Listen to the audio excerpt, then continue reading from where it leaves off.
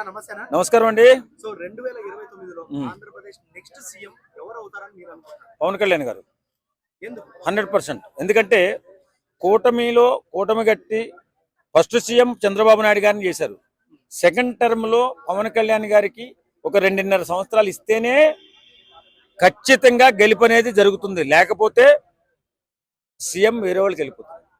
ఇది మాత్రం 100% గుర్తుంచుకోండి.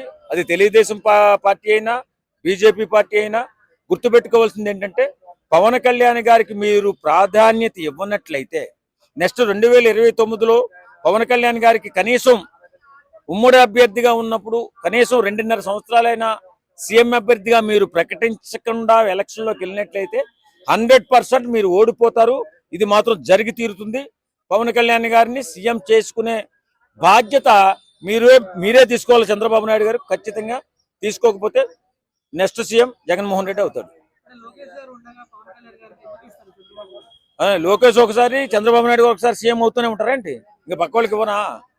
కూటమిలో భాగంగా వీళ్ళు జతకట్టారు కాబట్టి ఒక 2.5 సంవత్సరాలనే ఇచ్చి తీరాలి. అంటే చంద్రబాబు నాయుడు పోతే లోకేష్ పోతే దేవాంశ్ అవుతాడా ఏంటి? బాధ్యత లేకుండా మాట్లాడకండి. మీరు కూడా ఖచ్చితంగా మీరు చెప్పండి. వాళ్ళు ఏదో మాట్లాడతారు, వాళ్ళు మాట్లాడితే మనం మాట్లాడితే పద్ధతి కాదు కదా.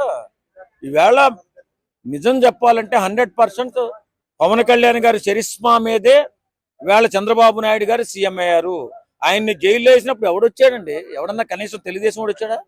బీజేపీ వాడు వచ్చాడా?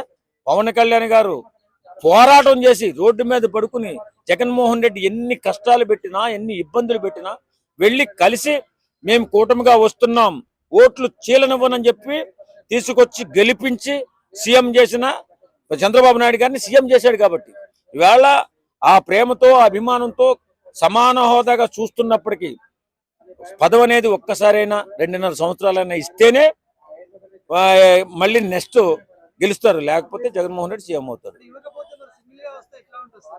సింగిల్ గా వస్తే జగన్మోహన్ రెడ్డి 100%.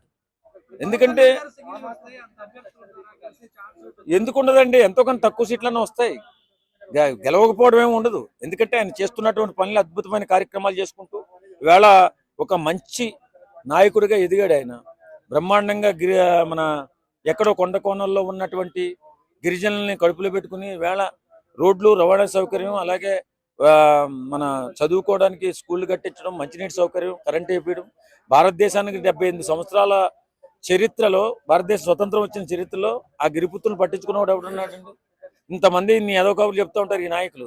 పట్టించుకున్నవాడు ఇప్పుడు పవన్ కళ్యాణ్. ఇప్పుడు ఈ మధ్య 2 రోజుల క్రితం 450 కోట్ల రూపాయలు మళ్ళీ కేంద్ర ప్రభుత్వం నుంచి శాంక్షన్ చేయించుకున్నాడు. ఆ గిరిపుత్రం ఒక్కొక్క గ్రామం 5 ఇళ్ళు 10 ఇళ్ళు ఉంటాయి చిన్న చిన్న. ఈ కనెక్టివిటీ చేసుకుంటూ 120 గ్రామాలకు రోడ్డు వేస్తున్నాడు ఇప్పుడు మళ్ళీ కొత్తగా. ఆయన కదండి నాయకుడు అంటే. ఆయన గెలకపోవడం ఖచ్చితంగా గెలుస్తాడు. కానీ ఇడిపోతే మాత్రం కష్టమే. ఎందుకంటే జగన్మోహన్ రెడ్డి అనే వ్యక్తి, ఆయనకి ఓటింగ్ ఉంది, తర్వాత ఆయన డబ్బులు కూడా ఖర్చు పెట్టుకోగలుగుతాడు. కాబట్టి వీళ్ళు విడిపోతే జగన్మోహన్ రెడ్డి సీఎం రాసి పెట్టుకోండి.